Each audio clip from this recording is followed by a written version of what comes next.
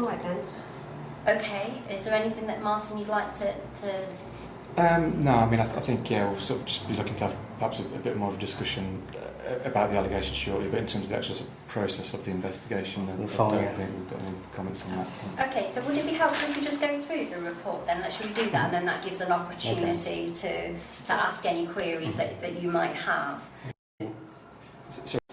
Which was, Derek come to me about it at the time, and I emailed Derek and explained that I spoke on that. There's two photos. There's one of the photos of the Christmas tree where obviously you're saying about it.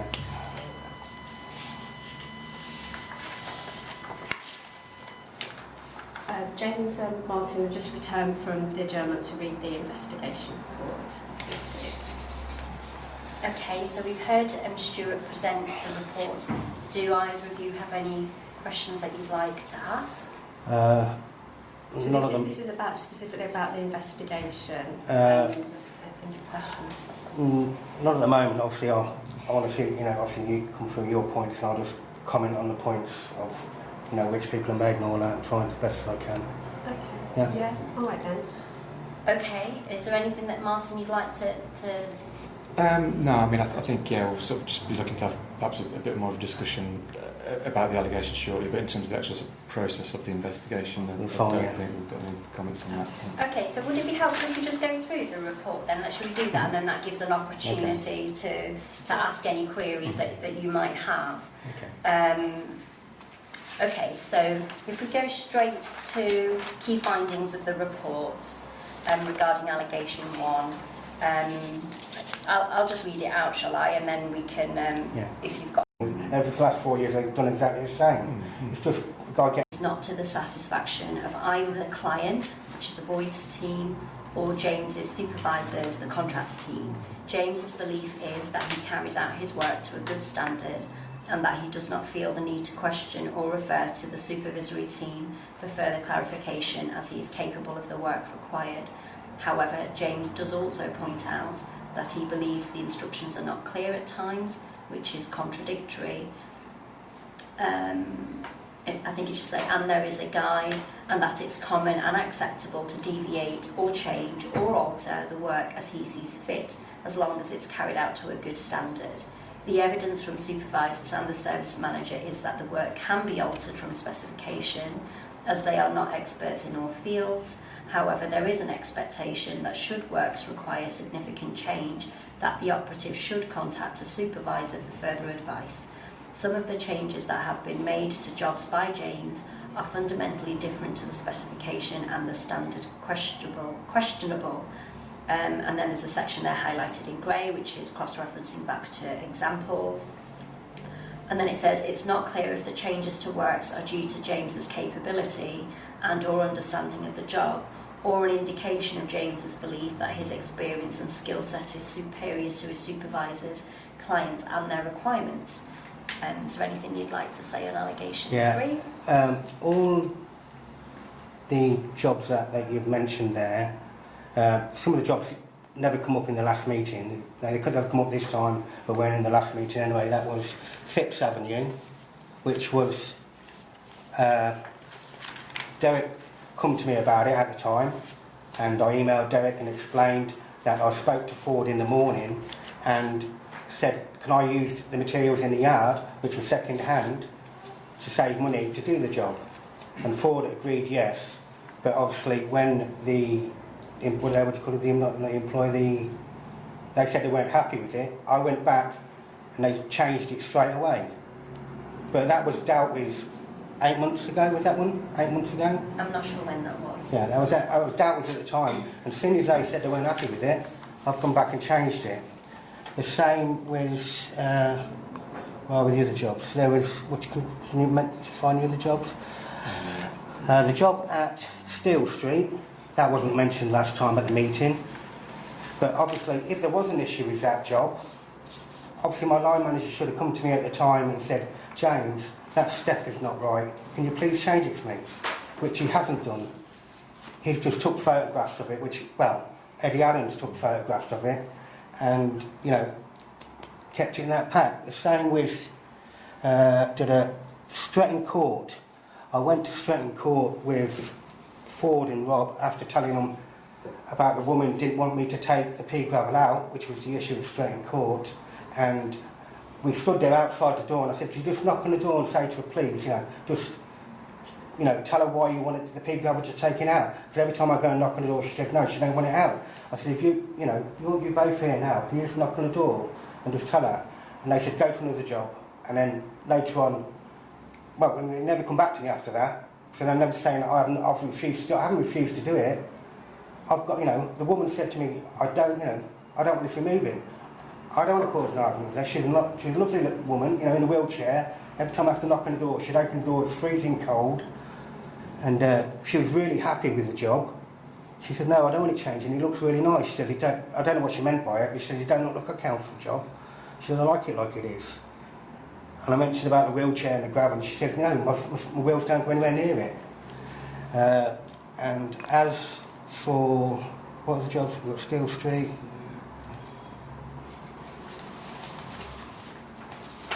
Is there anything you'd like to say, sorry, Stuart, on that point? It was just to reference that some of the, other than Phipps, which I have made a note about that was some time ago, we did bring up Steel Street and Stretton and these jobs in the interview that we had with you. You didn't bring Phipps up. I've got the transcription. We were talking about Stretton and we were talking about Steel Street. Yeah, Stretton. We had the Stretton photographs with the step. Stretton, So, But like I said, why didn't my line manager come up to me and say there's something wrong with this step instead of taking pictures? Normally, if there's an issue with a job, you come to the bloke and say, oh, there's something wrong with this job. Can you go back and change it for me? But they haven't. They've just gone round to taking pictures of jobs, and then just accumulating them without coming to me and saying there's an issue with them. I've done the job, obviously, especially all these void jobs. Ford Tucker, my line manager, before he goes out, nearly every day, he gives me the job, he says, go to these void jobs. These jobs are like, pardon the expression, like polishing a turd. He goes, just go there and get them all done so we can get people moved in. But make sure it's health and safety and it's to a certain standard. So they kind of, not rush you, but they want the jobs pushed out quick. Nobody's come to me about these jobs and said there's an issue with them at the time. They've just waited till, found 4 jobs. Like I said, I clear a job a day. It's 360 days a year. And they've got, was it 4 jobs here, 5 jobs? And each one that they've mentioned to me, they haven't come to me and told me there's an issue. The one over at, not Stretton, the one where me and Mark had an issue, well, it was not an issue. I went there and he's told me to dig out the channel. Dug it out. You can see the pictures, the plastic pipes in there on the top far enough.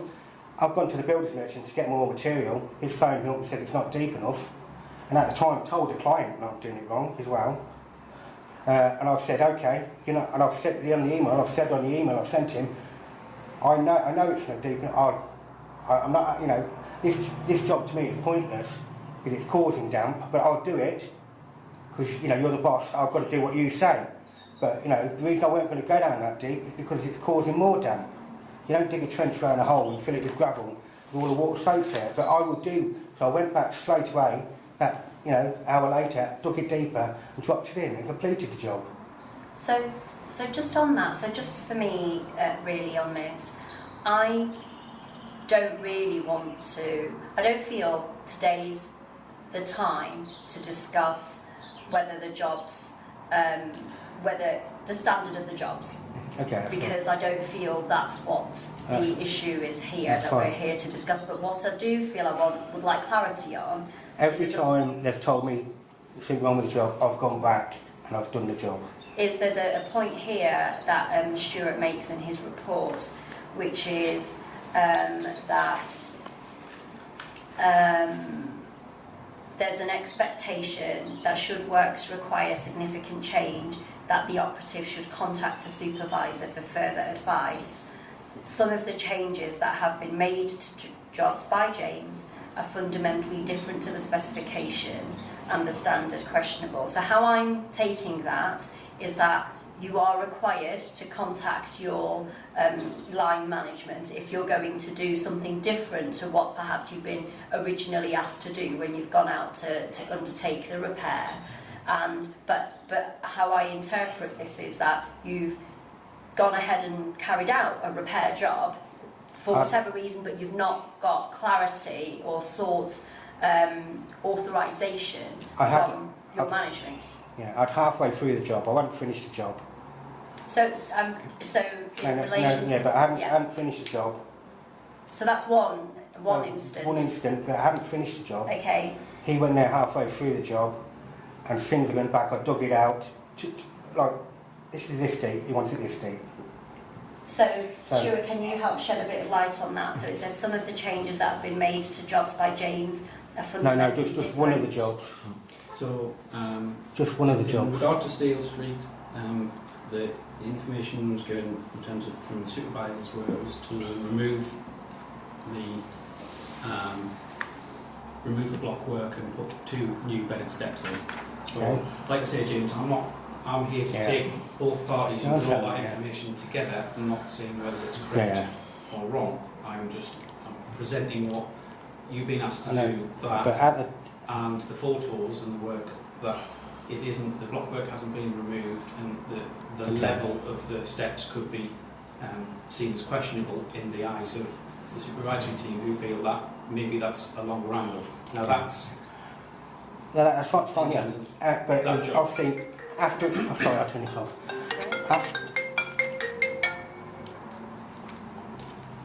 After you've completed the job, they go around and inspect it. If he found an issue with it there at that point in time, why didn't he just come and tell me? And I would have gone and changed it for him straight away. I do jobs which other people don't do. People refuse to do jobs. So like I say, James, I don't really want to get into the standard of the work. That's. I don't think it's appropriate for this. Tell me if you feel differently, Martin. No. I think for me the issue is, as it says, that if you do something, if you think you're going to have to do something other than what you've actually been sent out to do, that you get authorisation to do something different. I think if it helps, my understanding is that sort of when James goes to do a job, he has a certain sort of set of instructions, and the instructions are very vague anyway. Parameters, and he looks to complete the job sort of based on what instructions he's been given. It appears as with James doing the job he's been tasked to do, there seems to be a mismatch in terms of what the expectations are of the management. However, I think as has been pointed out, there are sort of time pressures involved with James sort of having to do his work, and he has corrected any works when it has been identified as an issue. No, that's great, but just on that point then, Stuart, am I right? So what you described as Steel Street was, the instruction was to do whatever, remove the block work and do X, Y, Z, and what you're saying is the block work just wasn't removed. correct. So for me, that's not following that. So that is doing something fundamentally different to what the instructions set out. When you start doing a job and obviously start disassembling things and all that, jobs change as you move materials away, and you can see it. So you have to accommodate for that situation. Yes. So I've took the slabs off and everything. I found out that the block work underneath is solid. Yes. There's nothing wrong with it. Okay. There was no reason why that work, that block work shouldn't stay, to incorporate it into the step to save money and time. And that's fine, but in accordance with what the requirements appear to be, which is that you should contact your supervisor, is it not right that the expectation was you would have phoned at that point to explain why you weren't removing the blocks? I thought the job could be completed in a satisfactory manner and in time. If there was an issue after, when he goes back and inspects it, which is very rarely that I've had to go back to a job, he would have expected it and seen everything wrong and then come back to me, which he didn't do. He just took a photograph of it. But coming back to my question, which is, you've got a set of instructions which asks you to remove the block work. I'm not in a position to gauge your professional judgment as to why you did or didn't remove it. For me, the question's really simple. Is it not reasonable for you to have gone back and asked or explained why you weren't going to remove the block work? Everybody alters their jobs to their specifications. Yes, but it says here if it's fundamentally different to the specification. They've never told me that. All I said is, you know, if there's an issue, if you feel like you can't, you know, it's wrong, phone when there's an issue. I didn't consider it to be an issue because it's health and safety, you know, it's fine, it's functional, you know, there's nothing actually wrong with the job, so I wouldn't phone unless I had an issue with, you know, is this going to be, you know, it's going to hurt somebody? Is it going to be, you know, is it not functional? Then I'd phone up and say, oh, you know, can I change this to a certain degree? Which everybody else, there's never any photographs on your phone. You can't see what, they just say, remove step, do this, do that. Basic instructions. Yeah. There's no clarifying, you know. Obviously they've gone there and seen it, said, get rid of the step, put some new steps in. But I've gone there and I've seen that them blocks don't have to be moved. Yeah. I can incorporate them into the step. And it's saving them money, and it's nothing wrong with it. I think it would be fair to accept that actually, you know, when you've gone to a job, if you can see that perhaps the instructions aren't appropriate for whatever reason in terms of the repair you're carrying out, you know, at the end of the day, I agree, you are the eyes and ears on site at the time. But if the instruction is that you go back to your supervisor for further advice, if the works that you are about to undertake are significantly different to what you've been asked to undertake, for me that bit's very black and white. Are there any other occasions aside from Steel Street, Stuart, where a similar pattern has or hasn't occurred? Is it, I don't know if it's Stretton, is the trench one, or is that? Yeah, that's the trench one, which was, an hour later, it was done, finished, to specifications. I would ask if sort of significantly different is clear enough to employees and whether there's training available to sort of help understand when to get in contact with supervisors. Mind about it? The instructions are vague. If I phoned every time, you know, I looked at the instructions, I'd be on the phone 24/7. It's literally house number 23, 5 slabs, lift and relay. Like that's how vague they are. Yeah. So obviously they've gone there and say, oh, they've seen the stiff steps and said, oh, rip out steps and blocks, blah blah blah blah. But it's just vague. There's no pictures pointing. They don't know. It's literally just the basic information they give you. And if you can't read into that information, normally you phone up and say, can you come out? Which I do. I've had people come out and say, can you just explain to me exactly what you want? If there was any issues, I'm sorry, I thought I turned it off. So, if there was any issue, if I thought that, you know, there's something wrong with it, I would have phoned up. Yeah, sorry, it's like the phone put me off. That's okay. Is there anything else you'd like to say on allegation 3? I mean, only I think, James has gone to do the task and has carried out the works which he thinks is sort of necessary to get that job done. No additional points at this time. That's fine, yeah. Coming back to my question, Stuart, was there anything, are there any other instances? I don't think so, other than the report, so everything that's been highlighted in the report is stuff where there's been an email or there's been some corroboration to make a judgment on whether that was done to what was spec'd or not. Yes. And obviously, like I say, Phipps was more there as a pattern. Yes. Where I did put a note in the file to say that was done some time ago. Yeah, a long time ago. Yes. I've purely placed that there as a point of pattern in terms of when we were looking at all the specifications and the pattern, not on so much of how that was dealt with, because I did put the notes in the investigation. I'm aware that you were that there's comments made about the subsequent work when you went back. Yes, and the quality of what you've done the second time.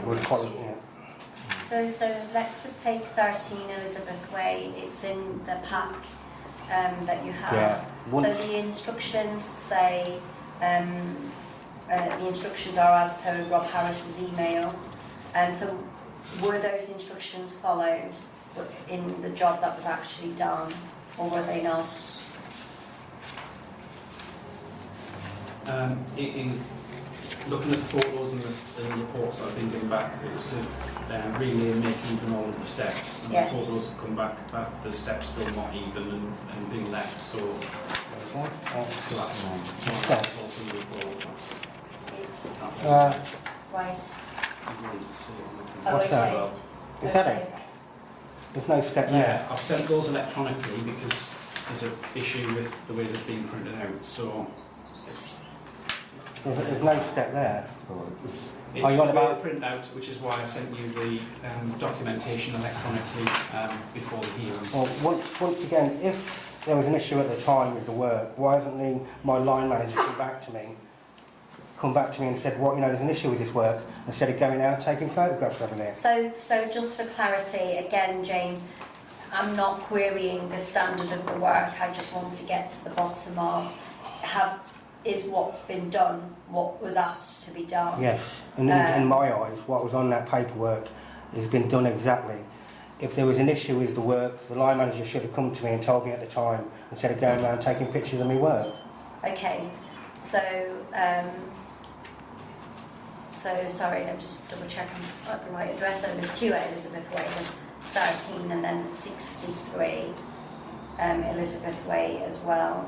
So I can see again Rob Harris's instructions Is it correct that Mark Hills actually took these photographs and not Rob Harris?